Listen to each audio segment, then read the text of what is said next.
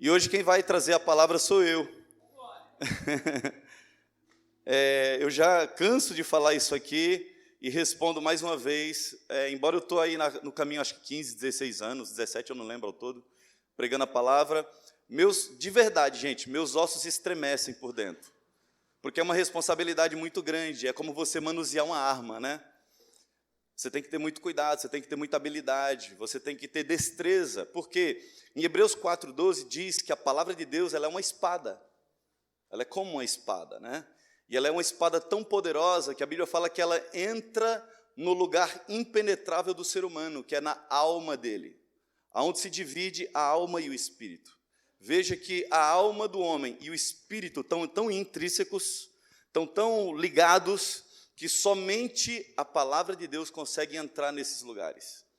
E quando ela entra, ela precisa ter uma precisão cirúrgica, ou seja, ela precisa atingir aquele lugar que Deus quer atingir em você, porque senão ela pode machucar, ela pode matar, ela pode dilacerar, não é verdade? Então, todas as vezes que um pregador vai ministrar a palavra tem que primeiro cortar nele, porque é uma espada de dois gumes, não é? E Deus colocou uma palavra no meu coração, só que eu queria só um tocador aqui, rapidinho, só para esse trecho, Mateus, pode ser? Faz um fundinho aqui para mim. A gente estava aqui adorando a Deus, é só esse fundo, depois você pode sentar, tá bom, guerreiro? Obrigado, Deus abençoe. A gente estava louvando aqui, gente, e quando a gente está cultuando, ou quando eu tenho a incumbência de trazer a palavra, uma das minhas maiores preocupações é estar com o ouvido espiritual aguçado, para entender aquilo que Deus quer falar com a gente. E eu estava sentado ali, sabe, aquela angústia no coração, uma vontade de ouvir a voz de Deus. E aí Deus ele foi muito claro, ele pediu para que eu lesse um trecho da Bíblia. E eu sei que é um trecho comum, muito conhecido. Talvez você já tenha lido isso ou escutado algumas vezes. Mas eu quero que nesse momento você feche os seus olhos. Baixe a sua cabeça por um momento. E eu quero que nesse momento você se desconecte e desligue-se de todo o problema. Sei que talvez você tenha chegado aqui com dívidas para pagar e não tem de onde tirar os recursos. Talvez você tenha chegado aqui com o diagnóstico de uma doença, de uma enfermidade, que aos olhos humanos e na boca dos médicos não tem cura. Talvez você tenha chegado aqui com um problema de família tão grave, tão pesado, que está trazendo uma carga para você. Eu quero que você escute aquilo que Deus fala para você hoje, nessa manhã. Bem-aventurados os pobres em espírito, pois deles é o reino dos céus. Bem-aventurados os que choram, pois serão consolados. Bem-aventurados os humildes, pois eles receberão a terra por herança. Bem-aventurados os que têm fome e sede de justiça, pois serão satisfeitos. Bem-aventurados os misericordiosos, pois obterão misericórdia. Bem-aventurados os puros de coração, pois verão a Deus. Bem-aventurados os pacificadores, pois serão chamados filhos de Deus. Bem-aventurados os perseguidos por causa da justiça, pois deles é o reino dos céus. Bem-aventurados serão vocês, quando por minha causa os insultarem, os perseguirem e levantarem todo tipo de calúnia contra vocês. Alegrem-se, regozijem-se, porque grande é a recompensa de vocês nos céus, pois da mesma forma perseguiram os profetas que vieram antes de vocês. Amém? Com as palavras do nosso Salvador e Senhor Jesus Cristo, mais uma vez eu quero dar as boas-vindas para você. Que Deus ele venha cortar o seu coração com essa palavra. Amém? Eu queria que você abrisse a Bíblia em João capítulo 4, Evangelho de João, verso 19, a gente vai ler até o 23, é um trecho também muito conhecido. E eu sempre que eu vou pregar, eu gosto de trazer um título à mensagem. Por quê? Porque fica gravado no seu coração. Quando você ouvir o nome do título, a palavra Mateus, isso vai trazer à memória o conteúdo da mensagem. Amém? E o nome da mensagem hoje é Casa de Deus, Betel. Amém? Será que Deus pode morar em uma casa? Será que Deus pode habitar em uma casa? Será que Deus precisa de uma casa? A gente vai descobrir. Todos acharam? Evangelho de João, capítulo 4, verso 19 até o 23, é aquele texto muito conhecido que fala da mulher samaritana tirando água do poço e Jesus chegando ali meio-dia para pedir água para ela. E aí no 19 em diante diz assim: disse-lhe a mulher: Senhor, vejo que és profeta. Nossos pais adoraram nesse monte, e vós dizeis que é em Jerusalém o lugar onde se deve adorar. Disse-lhe Jesus: mulher, crê-me, a hora vem em que nem nesse monte, nem em Jerusalém adorareis o Pai. Vós adorais o que não conheceis, nós adoramos o que conhecemos, porque a salvação vem dos judeus. Mas a hora vem, e agora é, em que os verdadeiros adoradores adorarão o Pai em espírito e em verdade, porque o Pai procura a tais que assim o adorem. Amém? Você crê que isso é a palavra de Deus? Meus amados, eu quero só destacar 2 pontos bem importantes desse texto para a gente começar a caminhar na mensagem aqui. Quando Jesus ele aborda aquela mulher samaritana naquele poço, ele começa a falar da vida dela e ele revela algumas situações da vida dela. Fala que ela tinha 5 maridos e o 6º que estava com ela não era dela. E aquela mulher logo se quebranta, ela entende que Jesus era profeta, e aí se dirige a ele, e é interessante porque ela não pergunta como é que ela deve regularizar a sua situação. Ela pergunta para Jesus: Senhor, vejo que és profeta. E olha a pergunta dela: nós, samaritanos, dizemos que é aqui que a gente deve adorar, vocês dizem que é em Jerusalém. Então, qual é o lugar correto? A sede e a fome dela era para adoração. E aí Jesus ele fala de lugares geográficos específicos. Ele fala assim: olha, creia em mim, mulher, está chegando a hora, e na verdade já chegou, em que nem nesse monte, nem em Jerusalém adorarão a Deus.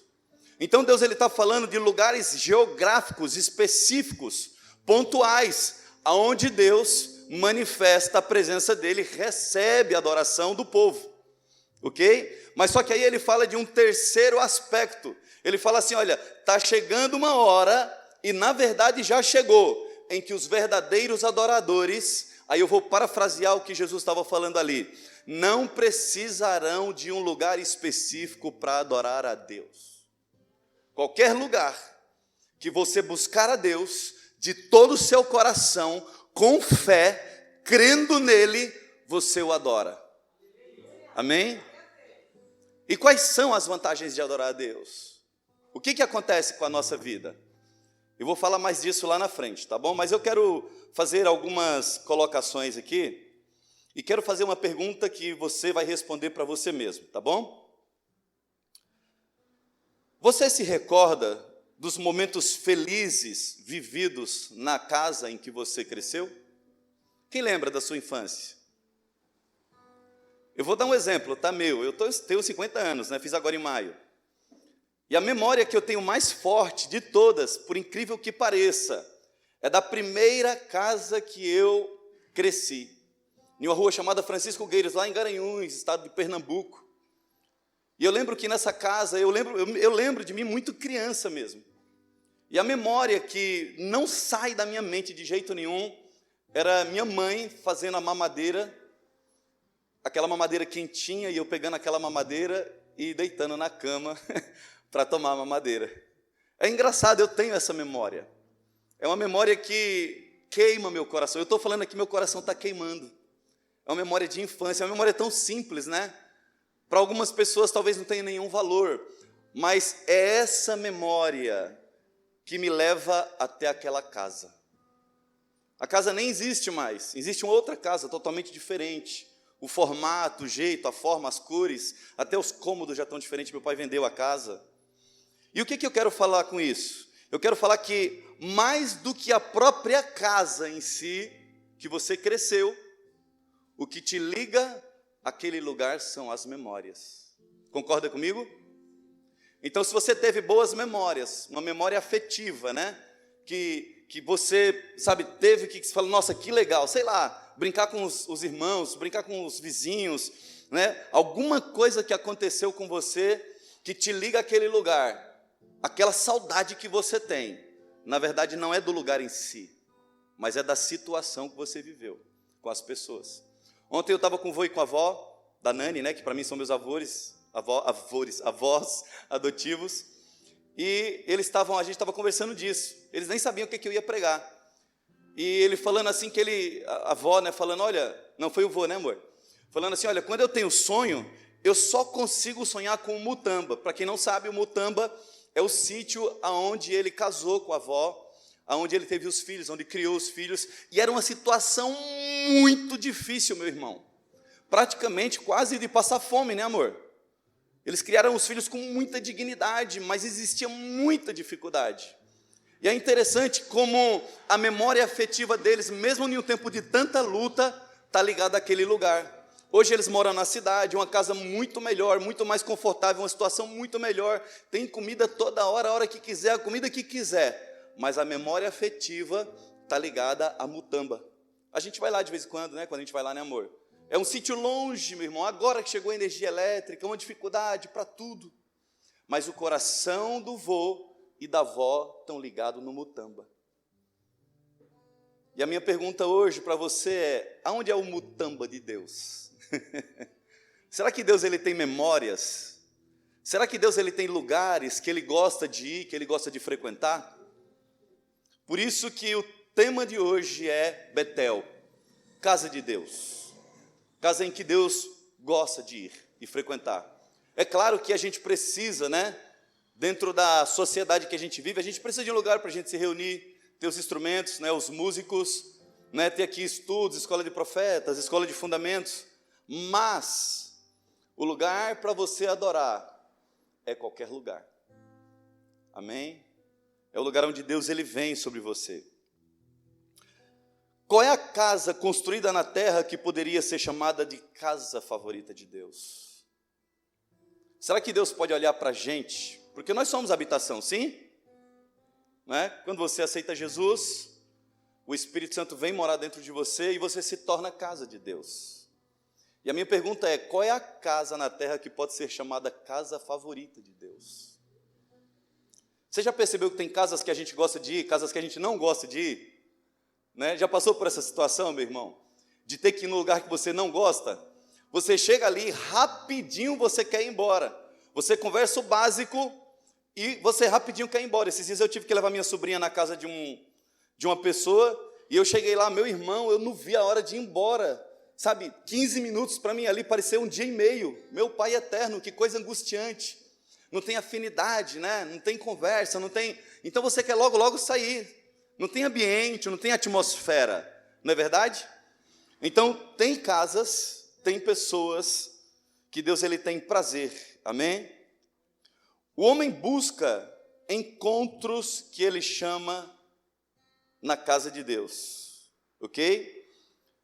Por exemplo, a palavra religião, que vem do grego religare, é a tentativa do homem se reconectar com Deus, através de dogmas, não é?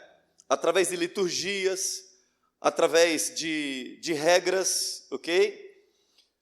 Então a palavra religião, ela tem esse sentido. Mas Deus quer encontrar com o homem no que ele chama casa do homem. Cada um de nós somos uma morada de Deus. Quero fazer uma pergunta para você. Você lembra desses nomes? Quem já ouviu falar sobre tabernáculo de Moisés? Já? Tabernáculo de Moisés, está na Bíblia. Exatamente. Amém. Tá bom, fica um pouquinho aí, amigão. Quem já ouviu falar sobre tabernáculo de Davi? Tabernáculo de Davi era um lugar onde Deus vinha falar com Davi.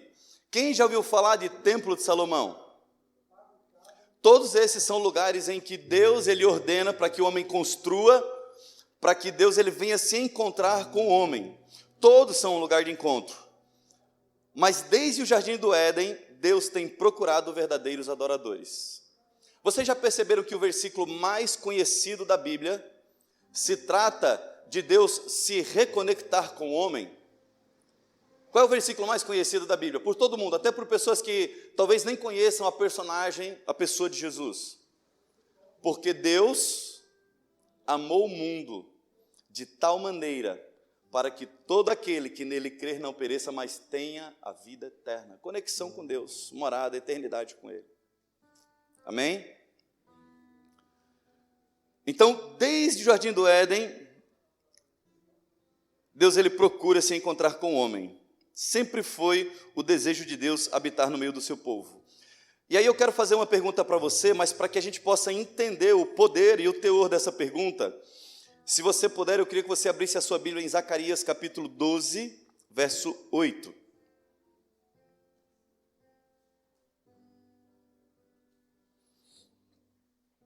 Esse é um texto escatológico que fala sobre a segunda vinda de Jesus, sobre a vinda de Jesus, sobre a restauração de Israel, mas ele tem uma aplicação nos nossos dias. Zacarias capítulo 12, verso 8. E a minha pergunta é: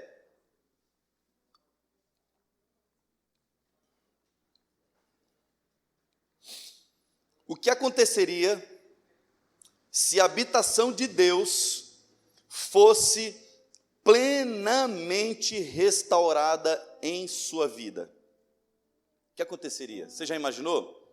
Já imaginou Deus vivendo, habitando em você em toda a sua plenitude? O que aconteceria? Será que você passaria por todas essas lutas e ficaria abatido? Será que você esmoreceria quando entrasse em uma batalha muito severa? Olha só o que a Bíblia fala.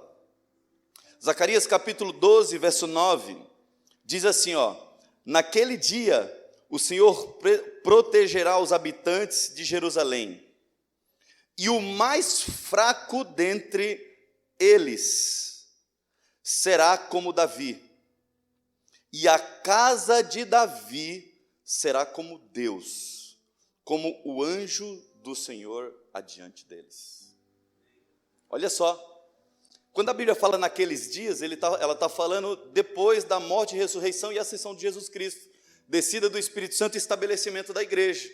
Então ele está falando assim, que vocês têm um poder e uma autoridade tão grande que o mais fraco na igreja, se tiver consciência disso, ele é como Davi. E como é que Davi era, meu irmão? Davi, guerreiro. Davi entrava numa batalha, meu irmão. Ele entrava e quase todas as batalhas dele foi vitória. Ele era um guerreiro muito valente, muito poderoso. Davi ele tinha detalhes da vida dele específicos, porque toda vez que ele ia entrar numa guerra, o que ele fazia? Ele chegava para Deus e falava assim: Senhor, vou ganhar, vai. Aí ele ia correndo, quando ele chegava, ele voltava, ele falava assim: Senhor, mas como eu devo atacar? Desse jeito. Aí ele, quando? Então Davi ele era detalhista, mas Davi era um guerreiro poderoso, valente, ele tinha 300 guerreando junto com ele. Então o mais fraco da casa do Senhor, a Bíblia diz que será como Davi. Irmão, você já imaginou? Eu entendo que assim, mesmo a gente adulta, a gente tem o nosso universo lúdico, né? A gente consegue imaginar, né? Pensar. Você já imaginou o poder que há na sua oração e como a gente ora pouco? Se a gente tivesse noção, meu irmão, quando o crente ele é um crente de oração, sabe? O inferno de verdade treme. Eu sei que isso é um pouco folclórico, né, da nossa cultura, mas de verdade o inferno treme. O crente não pode nem se abaixar para amarrar o sapato, que o diabo já pensa que ele vai orar e já queima o chão. É verdade. né? Então, o mais fraco da casa de Deus será como Davi. E aí o texto continua falando assim, e a casa de Deus não, vamos lá, para não falar besteira aqui. E a casa de Davi, ou seja, a igreja, será como Deus. Você já imaginou? Há empecilhos? Não. Há limites? Não. Então a questão é, eu preciso, a partir de uma vida na dependência de Deus, buscando intimidade com Ele, construir um tabernáculo. A palavra tabernáculo, né, o sentido do tabernáculo é morada de Deus, é onde Deus Ele visita. Construir um tabernáculo para que Deus Ele venha morar na minha vida. Amém? Só que construir um tabernáculo para Deus, a partir da sua vida, requer uma visão mais ampla sobre intimidade. Lá em Ezequiel 47, verso 1 a 12, não precisa você abrir, porque é uma passagem muito conhecida, mas eu vou falar sobre o rio de Deus. O profeta, ele tem um arrebatamento de espírito, e aí ele tem uma visão onde ele vê um rio saindo debaixo da soleira do templo. E aquele rio, eu sei que você já escutou muitas pregações falando a respeito de intimidade, envolvimento, comprometimento e aliança com Deus a partir dessa visão do rio. E realmente esse rio, ele arremete à intimidade. Mas o que eu quero falar hoje é a respeito de 3 pessoas, ou 3 perspectivas a respeito desse rio. Porque tem pessoas que veem esse rio se mover, mas não se envolvem, não mergulham. Tem pessoas que entram, mas não se aprofundam, até molham os pés na água. Porque lá na visão de Ezequiel 47, vai falar assim que nesse rio ele é chamado a caminhar 500 metros. Quando ele caminha 500 metros, a água dá no tornozelo. Só que ele é convidado a caminhar mais 500, depois a profundidade da água já dá no joelho, mais 500 já dá nos lombos, e mais 500 ele fala que era um rio que não podia andar a pé, tinha que nadar, ficava totalmente submerso. Isso está falando de nível de comprometimento, de intimidade, comunhão com Deus. Mas eu não quero falar sobre isso, eu quero falar sobre qual é a nossa resposta quando a gente vê esse rio. Então, olhando nesse ponto de vista, tem 3 tipos de pessoas envolvidas nessa situação. O primeiro tipo de pessoas são os que olham, ok? São os contempladores, nem aqueles que gostam de contemplar. Os contempladores não têm a capacidade de entender o poder que envolve se envolver com esse rio, pois nunca experimentaram o rio de Deus e por isso julgam a partir de preceitos humanos e enxergam o reino de Deus como perda. O que é isso? Tem pessoas, meu irmão, que veem o reino de Deus se manifestar, que veem a presença de Deus se manifestar, que vê Deus chamando, a palavra de Deus se cumprindo, acontecendo, e mesmo assim não decidem entrar nesse rio. Porque esse rio está falando do Espírito Santo, e só recebe o Espírito Santo aquele que entrega as mãos na dependência de Deus, que confia nele. Então tem pessoas que vivem dentro da igreja, passam anos, meu irmão, dentro da igreja, mas não conseguem experimentar. Então o julgamento dela vai ser sempre a partir de um ponto de vista superficial. Você quer ver uma coisa? A gente foi para Mato Grosso, eu e a minha esposa, a Nani, né? Para quem não sabe, essa loirinha que está sentada ali. A gente foi para o Mato Grosso mês passado, amor? Mês passado, né? Maio. E nós visitamos algumas, eu não sabia, gente, Mato Grosso do Sul é lindo demais, meu pai é eterno. Eu não sei, eu acho que ali foi um respingo do Jardim do Éden. É muito lindo, gente. Águas absurdamente transparentes, translúcidas. Para vocês terem noção, teve um lugar que eu fui mergulhar que tinha 80 metros de transparência, de capacidade de visibilidade, dentro da água, né? E aí a gente fez a flutuação em um rio, né, amor, chamado Rio da Prata. E o Rio da Prata foi um rio que a gente colocou o snorkel, né, o óculos, entramos e flutuamos ali, e a partir daí você tem sensações, muito interessantes. Por exemplo, quando você começa a flutuar no rio, você está num lugar bem raso, né, amor? Daqui na cintura, e a Nani ainda não sabe nadar, mas já está aprendendo, já está muito fera, tá? Já está com 2 meses de natação. Ela só nadava tijolinho, né? Agora já está fazendo uma piscina já de lado a lado, agora na abraçada. E o que acontece? Quando a gente entra naquele rio, meu irmão, você vê a maravilha daquele rio.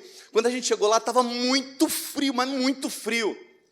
2 dias antes da gente ir para lá, deu 5 graus abaixo de zero. A água das cachoeiras lá, meu irmão, tão frio que eu quase entrei em hipotermia. E esse passeio foi no dia seguinte da gente ter ido nas cachoeiras. Quando a gente chegou lá, a gente ficou olhando para aquele rio, aquele monte de peixe transparente. A gente foi colocando os equipamentos, né, o snorkel, o respirador aqui, o óculos. E aí o instrutor entrou na água, e quando ele entrou na água, ele fez uma brincadeira. Porque todo mundo estava esperando uma água absurdamente gelada, e quando ele colocou, ele, ai meu Deus. Aí daqui a pouco ele mergulhou, e aí ficou todo mundo assim, nossa, ninguém vai entrar aí. A gente olhando aquela maravilha, aquela beleza, mas ninguém vai entrar aí. E aí quando a gente entrou, não sei se fui eu, amor, que entrei primeiro, que eu sou meio afobado, né? Passei até vexame lá. Mas eu lembro que quando eu coloquei o pé na água, meu irmão, 25 graus a água. Pode estar caindo neve lá, a água sempre fica 25 graus. Parecia uma água de chuveiro. Aí a gente entrou, quando o povo entrou, ninguém mais queria sair. E aí você coloca o rosto ali dentro, aquelas pedras, sabe, aquelas formações, o calcário, né, toda aquela vida marinha, e você enxergando tudo, sabe, e numa profundidade aqui mais ou menos na altura da cintura, e aquele rio bem calmo, aquela água gostosa, quente, caudalosa, aquela experiência maravilhosa. E aí, depois de um vexame que eu dei lá, né, a gente começou a flutuar ali sobre aquele rio. E é interessante que a gente teve algumas sensações. Por exemplo, teve uma hora que a gente flutuou sobre um lugar que tinha entre 7 e 8 metros de profundidade. E você poderia ver, de tão transparente a água, a impressão que dava era que dava para pegar. E embora a gente não estivesse afundando, a gente sabia que a gente estava completamente refém daquela situação. E lá há um certo perigo, né, amor, de aparecer jacaré, sucuri, que é aquela cobrinha que tem lá, né? E eu fiquei imaginando, eu falei, meu Deus, se aparecer uma sucuri aqui, um jacaré, não tem, você está refém, o rio está te levando, né? Mas o que eu quero falar é o seguinte, quem observa, os observadores, os contempladores, não tem a capacidade de entender como é maravilhoso estar dentro do rio. Porque o julgamento dele vai ser sempre com base na experiência pessoal, e como ele não entrou, não tem como julgar. Eu fico imaginando se a gente não tivesse entrado naquele rio, né? Porque tinha a opção, olha, quem não tiver coragem pode ir por barco em cima para não perder o passeio. E é só olhar. Então, quando você não entra no rio, meu irmão, o seu relacionamento com Deus é superficial. É um relacionamento bom, porque pelo menos você crê em Deus, já é muito bom. Você precisa crer nele, você precisa crer na palavra dele para você receber, por exemplo, as bênçãos dele. Já falei, são mais de 8.000 na Bíblia para a sua vida. Mas a gente começa, quando a gente não mergulha no rio, quando a gente não entra, a gente começa a ter um olhar crítico para a igreja. E esse olhar crítico, ele está com base numa visão humana, não espiritual, não a partir da Bíblia. A gente começa a achar que a igreja é um jugo, é um peso, é uma carga, é um fardo. Trabalhar para a igreja é uma obrigação, quando na verdade é o contrário, meu irmão. Você quer ver um exemplo disso? Eu estava aqui na quinta-feira com os meninos conversando, e a gente falou sobre Paulo e Silas. A Bíblia fala que Paulo e Silas, eles apanharam porque estavam pregando o evangelho e foram presos. Meu irmão, o chicote que eles apanhavam é o azorrague, são 12 pontas. Ok? Eu fico imaginando uma surra daquelas lá. Quem já apanhou quando era criança? Meu pai tinha uma perna maior do que a minha, e um braço maior do que o meu. A minha casa, lá no Nordeste, tinha 30 metros de frente até no fundo do quintal. Toda vez que eu ia apanhar, a sequência eu já conhecia. Eu começava a apanhar lá da sala, e eu tinha que correr. O máximo que eu conseguisse correr era o menos que eu apanhava. Só que eu dava 5 passos, meu pai fazia vu, e me alcançava e o couro comia. E meu irmão, eu apanhava, tá? Meu pai, coitado, coronel, né? Coronel assim, ele nunca foi coronel, mas aquela formação dura, né? Para vocês terem noção, eu vim dar um beijo no meu pai. Meu pai estava com 81 anos, com câncer em estado terminal. E eu fui lá no Nordeste, foi a primeira vez que eu pude dar um beijo no rosto do meu pai. Meu pai, na mente dele, né, ele não sabia expressar amor, carinho. Ele expressava dando comida, comprando alguma coisa, mas ele amava, eu me sentia amado pelo meu pai. E meu pai, quando ele me batia, eu só voltava para casa quando escurecia, que todo mundo ia dormir. Eu ficava lá no quintal, lá no fundo, lá, meu irmão, chorando, chorando. E meu pai batia com, não sei, alguém conhece aqui, correia de acessório no carro. No motor do carro tem uma correia chamada correia de acessório, que é uma correia que ela é de borracha dura e ela é um triângulo, meu irmão. Meu pai cortava aquela correia, 2 ou 3 daquela dali, pegava e imagina. Mas meu pai me amou, eu tenho certeza, meu irmão. Não estou falando isso para que você crie uma má imagem do meu pai. Meu pai já está na glória com o papai. Mas eu tenho certeza que meu pai me amou. É que ele não sabia dosar a correção. E eu ficava, meu irmão, chorando ali no final no quintal ali à noite. Aí voltava para casa, as costas tudo cheia de vergão, às vezes chegava a descer sangue. Muito machucado, no outro dia todo dolorido. E naquela época eu era criança, então eu não entendia que, na verdade, meu pai não queria que eu fosse uma má pessoa. Então eu criava uma raiva tão grande do meu pai. Eu criei. Quando Jesus me salvou, eu tive um processo de tratativa com meu pai e com a minha mãe. E Deus me curou. Mas eu tinha uma raiva do meu pai tão grande, meu irmão. Porque eu não entendia por que ele me batia. Eu achava que ele estava sendo injusto. E Paulo e Silas tomam uma surra e são presos porque estavam pregando o evangelho e fazendo bem. E quando acontece isso, eles não ficam com raiva do governo romano. Ao contrário, o que eles fazem? Eles começam a adorar a Deus. Senhor, obrigado pela oportunidade, pelo privilégio de sofrer por causa do nome do Senhor Jesus. Olha só. Então, para eles, não era obrigação, não era jugo, ok? Então, para você mergulhar, você precisa, para você viver, aliás, aquilo que Deus coloca para você, você precisa entrar no rio. Então, o segundo tipo de pessoas são os que entram, mas têm receio, ficam pelas beiras. Na maioria das vezes, e isso não está errado, porque eu sou cristão, meu irmão, e eu também quero os benefícios da Bíblia. Mas na maioria das vezes a gente só quer os benefícios de Deus. Quer uma cura. Eu creio que Deus cura. Eu nunca vou esquecer. A gente era da Luz da Verdade e tinha um rapaz que ele era aleijado, paraplégico. E aí o pastor foi e orou por ele. Olha só, o cara, acho que era 12 anos, Mateus, o cara aleijado. E o cara aleijado, e um monte de gente lá e nada, fazia tratamento e nada. E aí o pastor foi lá e orou por ele. E aí Deus curou ele. Ficou em pé. Aí o pastor foi e fez o apelo, falou, olha, você quer entregar a tua vida a Jesus? Ele falou, eu não, agora eu quero curtir a minha vida, agora que eu posso dançar, que eu posso... Não que seja errado, viu, gente? A gente dança aqui, né? Mas o cara não queria compromisso, não queria aliança com Deus. Eu fiquei indignado. Mas eu entendi que é uma escolha, não é verdade? Não é uma escolha? Né? É os 9... Perfeito. Os 10, né? Jesus cura 10 leprosos, só um volta para agradecer. Então, quando você fica na beira do rio, você usufrui dos benefícios do reino. Você tem salvação, você tem cura, você tem libertação. Só que existe águas mais profundas, ok?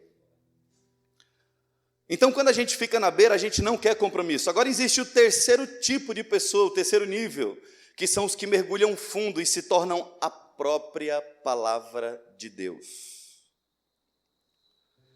Essas pessoas, elas não têm a sua vida por preciosa.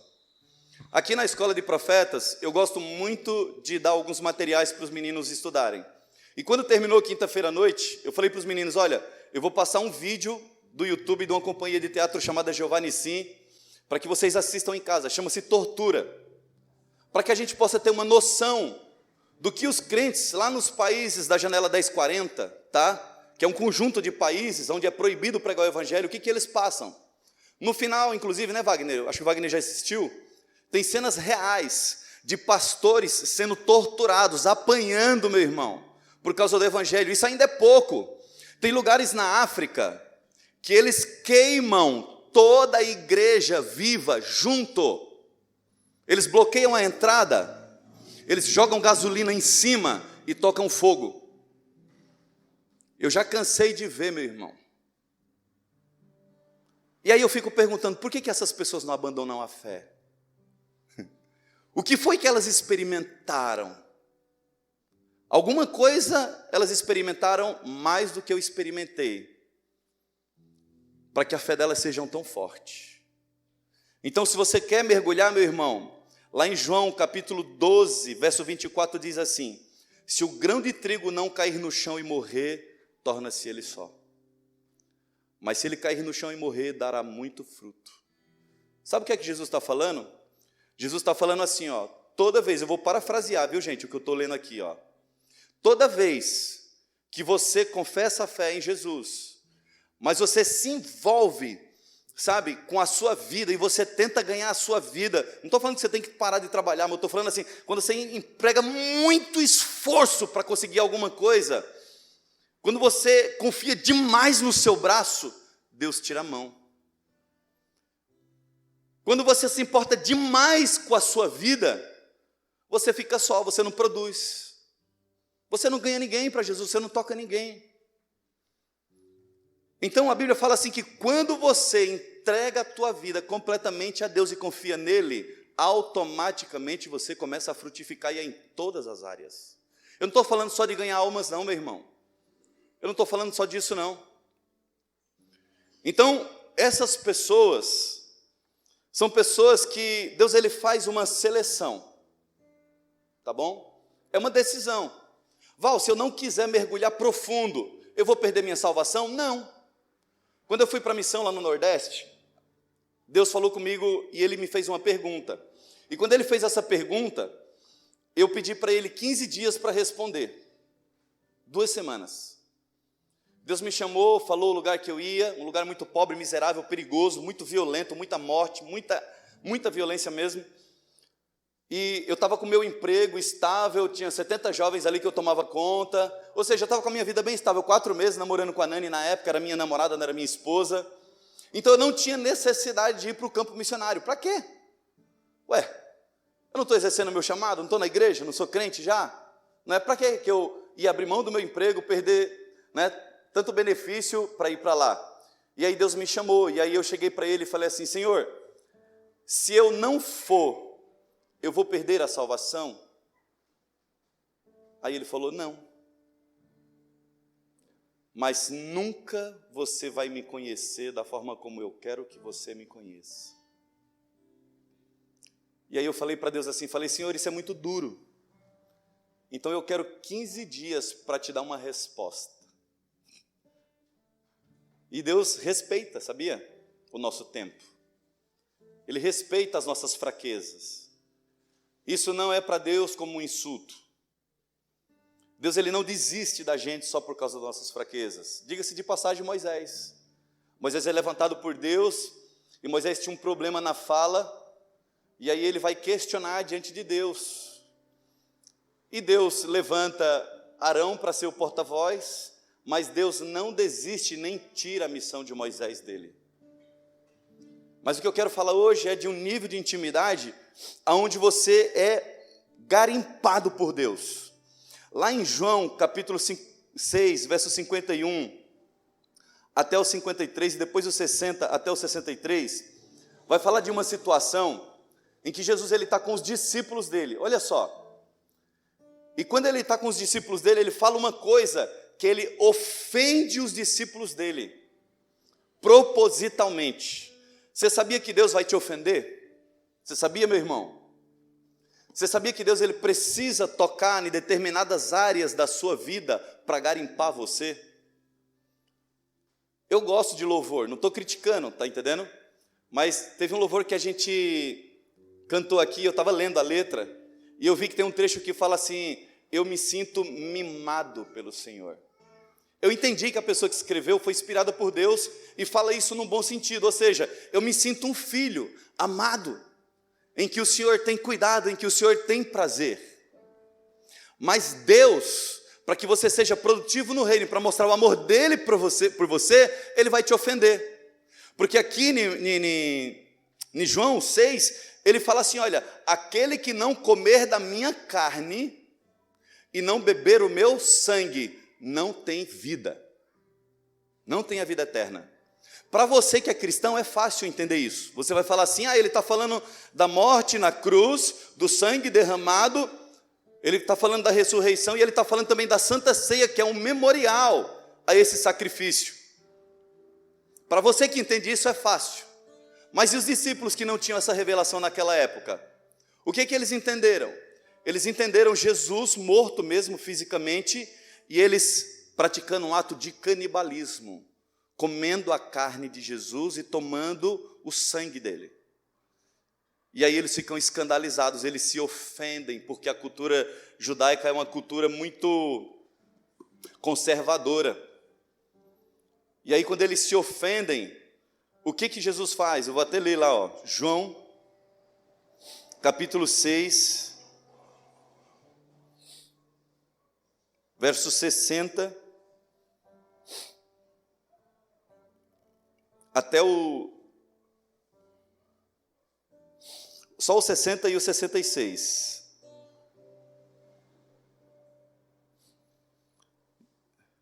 Diz assim, muitos, pois, dos seus discípulos, ouvindo isso, disseram, duro é esse discurso. E quem pode ouvir? E aí no 66 diz assim, por causa disso, muitos dos seus discípulos voltaram para trás e não andaram mais com ele. Os discípulos de Jesus, não estou falando dos 12, mas muitos dos discípulos de Jesus abandonaram ele, porque ele separa essas pessoas. Então, se você quer andar no nível mais profundo, Deus vai tocar em você, Ele vai garimpar você. Quando você decide mergulhar um rio de Deus, começa a fluir a partir de você. Aí você pode pensar assim, missionário, parece que essas palavras que você está falando não tem muito sentido. Lá em Mateus, capítulo 13, verso 44, fala sobre o poder e o valor desse reino. E eu queria fazer uma coisa diferente. Eu quero chamar aqui uma pessoa para pregar comigo. Ela vai pregar um trechinho de nada, tá bom? Quinta-feira à noite, a gente estava aqui na Escola de Profetas e a gente conversou aqui um bocadinho de tempo, né, Diogo? E aí no final a gente sempre faz a oração. E é interessante como às vezes a gente chega aqui tão cansado, tão sobrecarregado, e a gente volta tão livre, tão cheio de Deus. Por quê? Porque Ele vem. Então eu queria chamar aqui o Diogo. Ele não sabia. E eu quero perguntar para o Diogo. Diogo, quando o rio de Deus começou a fluir aqui, quinta-feira, o que você... Então, gente, bom dia, né? Eu cheguei aqui, meus planos nem era vir para cá, né? Aí eu vi o Val, né, na rua, eu falei, não, vou entrar para a igreja, vou para a escola de profetas, mas meus planos não era vir para cá. Aí eu cheguei aqui, o Val já estava sabendo que eu estava passando por certas situações. Aí a gente conversou no começo aqui, chegou o Mo, a nossa amiga Mica, né? E aí nós e Sabrina aqui na conversa. Aí no final a gente começou a orar, começou a ministrar a palavra, né? E eu senti aquele peso, sabe? Aquele peso, aquele fardo.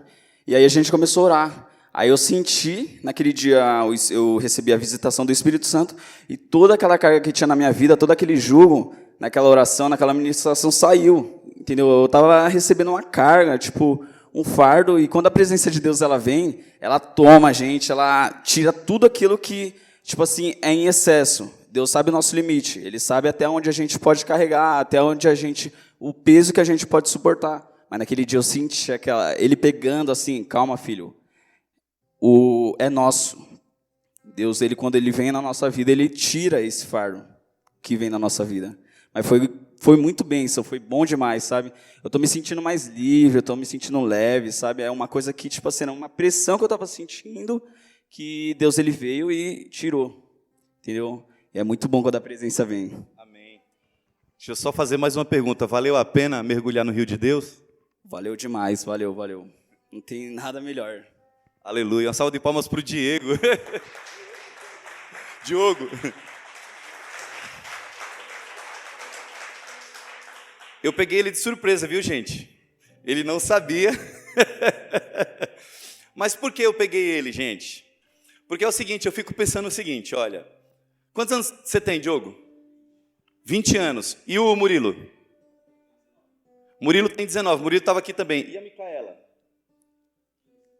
E a Micaela tem 15 anos. Então, quinta-feira tinha Murilo com 20, Diogo com 20, Murilo com 19 e Micaela com 15. São 3 crianças.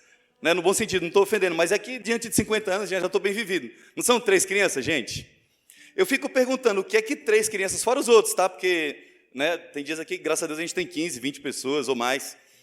Mas eu fico pensando, o que faz meninos tão novos, tão cheios de vida, tão cheios de perspectivas, tirar um momento da vida para estar aqui mergulhando no rio de Deus, buscando a presença de Deus. E olha só o que diz em Mateus capítulo 13, verso 44 e 46, diz assim, ó: o reino dos céus é semelhante a um tesouro escondido no campo. Certo homem, tendo encontrado, escondeu novamente. Então, transbordando de alegria, vai, vende tudo o que tem e compra aquele terreno. Da mesma forma, o reino dos céus é como um negociante que procura pérolas preciosas. E assim que encontrou uma pérola valiosíssima, foi, vendeu tudo o que tinha e a comprou. Amém? Então você ser casa de Deus é você mergulhar nesse rio, no rio do Espírito. Então, toda a sua perspectiva de vida muda.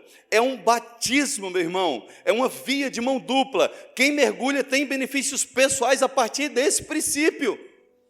E a partir dele começa a fluir o rio. Lembra-se do título da igreja? Qual que é o nome da igreja? Rios de Água Viva. Porque está baseado no texto em que Jesus ele fala, olha, se vocês creem, do seu interior fluirão rios de água viva. Só que se a gente não mergulha, às vezes a gente não tem vida nem para a gente mesmo, quanto mais para as pessoas. Eu fico maravilhado, sabe, sinceramente, eu falo para eles, como é gostoso. Eu já estou com 50 anos, eu não tenho muita coisa para oferecer não para o Evangelho.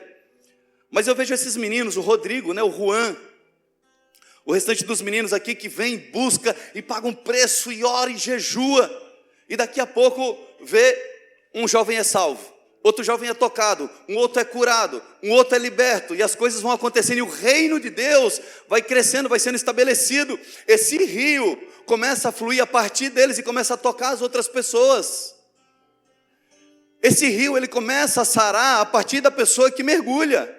Então a primeira pessoa atingida é a pessoa que mergulha no rio. Ela mergulha no rio e Deus começa a fazer mudanças na nossa vida. A questão é que a gente não quer que Deus faça determinadas mudanças na nossa vida, é verdade ou não é? Quando Deus começa a tocar em algumas áreas da nossa vida, a gente fala, opa, peraí, até aí, a partir daqui não.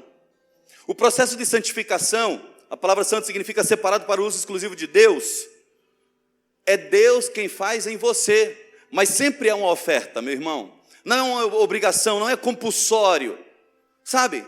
Ele chega e te convida. Ele chega e te convida. Você quer ver uma coisa? Quinta-feira eu não fui trabalhar. Fiquei em casa.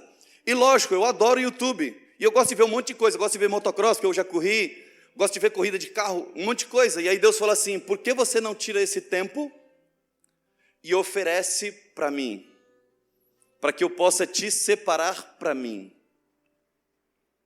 Aí eu falei, não, eu vou fazer o seguinte, eu vou separar. Eu vou ficar assistindo algumas coisas e lá no final do dia eu vou escutar um louvor, ver uma pregação, vou ler um pouco a Bíblia. E aí Deus falou assim, quanto mais você mergulhar, mais você vai ter de mim. E aí eu comecei a mergulhar e eu passei a tarde todinha ali chorando, meu irmão, chorando, sendo quebrantado, Deus me lavando, porque Deus lava você de dentro para fora, sendo separado, as verdades de Deus, como é gostoso quando você pega a palavra e você começa a comer. Então é um batismo, mas é uma decisão pessoal. E aí é nesse ponto que você se torna a casa favorita de Deus. E a minha questão é o seguinte, Deus tem muitas casas, tem ou não tem? Você quer ver uma coisa? Casa de Deus, casa de Deus, casa de Deus, casa de Deus, casa de Deus, casa de Deus, casa de Deus. Cada um aqui é a casa de Deus. Agora a pergunta é, Deus tem muitas casas, mas são todas as casas que Ele tem, que Ele visita? Não. E das casas que Ele visita, são todas que Ele tem o desejo de morar? Não. Nós precisamos nos tornar a habitação de Deus, irmão. Sabe por quê? Jesus, Ele está próximo de voltar. Está ou não está? Quem crê? Eu estudei muitos anos mesmo, a teoria da conspiração, sabe? Eu não vou nem entrar nesse assunto, porque senão a gente sai daqui com medo e oprimido. Em vez da gente sair daqui regozijando, cheio da presença de Deus, a gente vai sair daqui oprimido. Segura o anjo aí, ó. Faz. Foi um mistério que aconteceu ali, irmão. Atrás. Quase, né? O anjo passou ali, deu um sopro no Wagner. Né? Então, todos esses sinais mostram que está muito próximo à volta de Jesus. Então, por que eu estou falando isso? Porque a gente precisa entender que não há tempo da gente brincar. Não há tempo de você ficar gastando a sua vida, sabe, com coisas triviais. Lá em Amós 9:11, se você quiser abrir, profeta Amós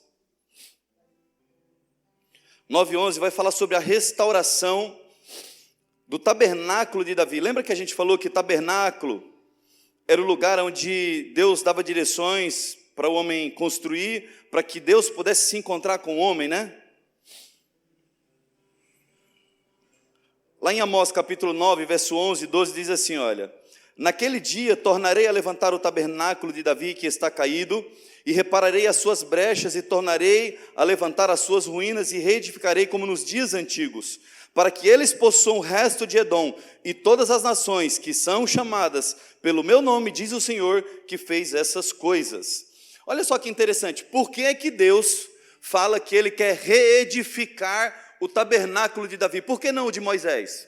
O de Moisés era muito mais detalhado, tinha muito mais regra, tinha muito mais peculiaridades do que o tabernáculo de Davi. O tabernáculo de Davi, na verdade, era uma tenda. Só que Deus, Ele fala assim, olha, reedificarei o tabernáculo caído de Davi. E por que Ele faz isso? Porque Davi é o modelo de adorador. Davi era o modelo daquele que chamava e atraía a presença de Deus. Salomão constrói o tabernáculo, não é isso? 46 anos construindo. Depois que ele constrói, ele vai lá, prepara os levitas, prepara os sacerdotes, e ele faz todo o ritual. E aí ele faz a primeira oferta e faz a primeira oração. E quando ele faz a primeira oração, Deus vem, a palavra de Deus diz que a glória de Deus era tão intensa, tão profunda, tão arrebatadora naquele lugar, que ninguém conseguia ficar em pé. Agora a questão é o seguinte, Salomão faz a oração, mas o que atraiu a presença de Deus naquele lugar foram as ofertas que Salomão tinha guardado do seu pai Davi. Então Davi é o modelo de adoração. Veja que no Antigo Testamento, no tabernáculo de Moisés, o sacerdote ele tinha que entrar uma vez por ano. Era oferecido 330.000 ovelhas como sacrifício e um pela vida do sacerdote. Então ele entrava com o éfode, com as 12 pedras, a mitra escrito santidade ao Senhor em ouro, ele entrava com as castanhas na veste, ele entrava com a cordinha nos pés, porque só ele podia entrar ali, e tinha um véu que separava o lugar santo do Santíssimo, onde estava a Arca da Aliança, onde Deus manifestava a presença dele em uma luz azul, a glória dele no meio dos querubins. Então, o sacerdote, o sumo sacerdote, ele colocava o incensário entre a fenda do lençol, e ele balançava aquele incenso até aquele lugar ficado tomado de fumaça. Então, nesse momento, ele entrava para ele ouvir a voz de Deus. Era quando Deus se manifestava. Então, só o sumo sacerdote podia entrar. Agora, no tabernáculo de Davi, ou na tenda de Davi, como é que acontecia? Os levitas, os músicos, os obreiros, todos eles iam até a presença de Deus. Amém? Então Deus mostra que Ele quer reestabelecer um nível de relacionamento aonde não há barreiras, qualquer pessoa pode entrar na presença dele. Agora existe uma ferramenta poderosa, está lá em Joel capítulo 2, verso 12 a 17. Joel 2, 12 a 17 fala sobre uma ferramenta violenta, poderosa, meu irmão. O arrependimento. O arrependimento é um poder imensurável que Deus deu ao seu povo, que atrai a presença de Deus e as suas bênçãos.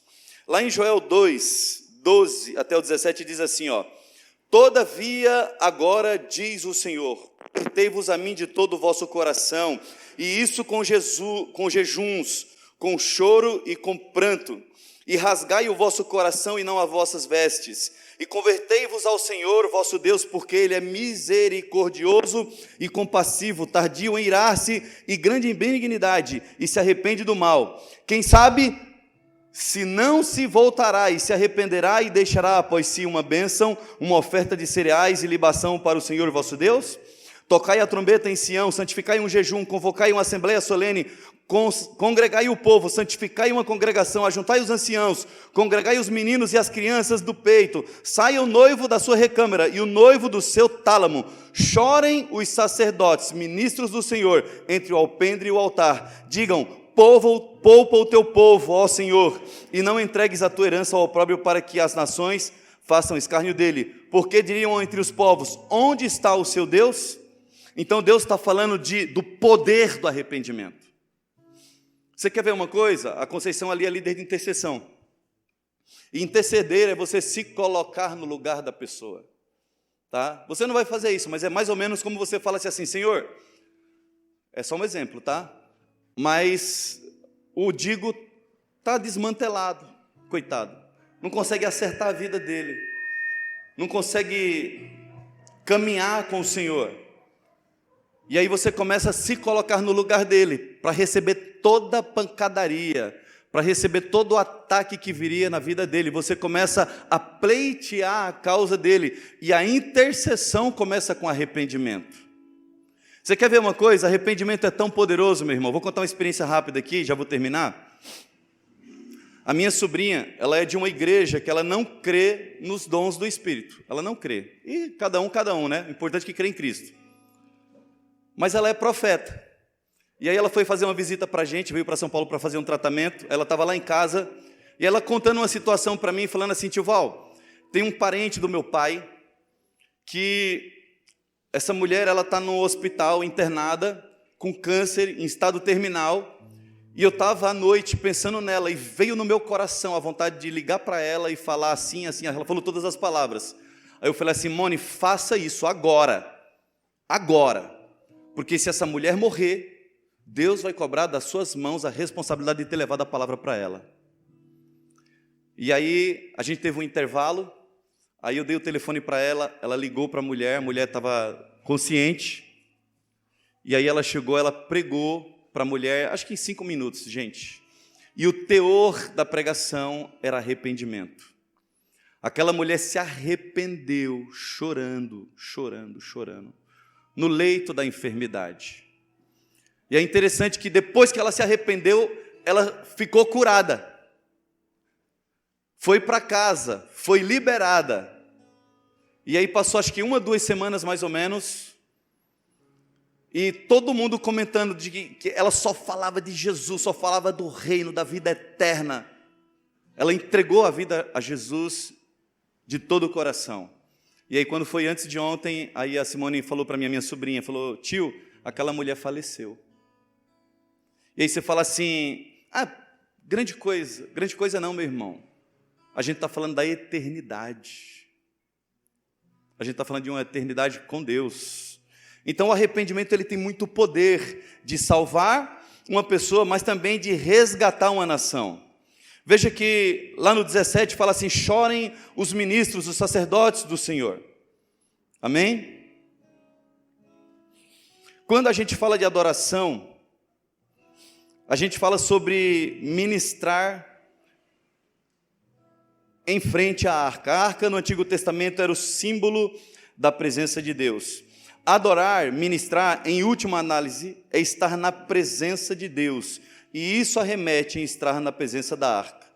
A arca a gente lembra, né, que era aquele caixote de madeira de acácia com ouro batido, com a vara de Arão que floresceu, com o maná que desceu do céu, e Deus ele manifestava a presença na arca. Mas eu quero trazer algumas reflexões bem rápidas aqui, e a gente já vai terminar, porque a arca ficava no meio do tabernáculo, simbolizando a centralidade da presença de Deus na vida do povo e no governo da nação.